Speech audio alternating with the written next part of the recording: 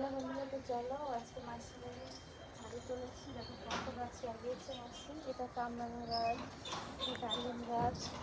তো দেখো কত গাছ, এরকম কি সুন্দর স্ট্রবেরি হয়েছে গাছে। দেখো কি সুন্দর গাইস, দেখো আরো কত কিছু, পেয়ারা গাছ, লেবু গাছ, এইরকম। এটা হচ্ছে জানি না এটা কি গাছ, শিম গাছ, এটা ড্রাগন ফুল। কত, কিন্তু এখনো ফুল আসেনি, ঠিক আছে।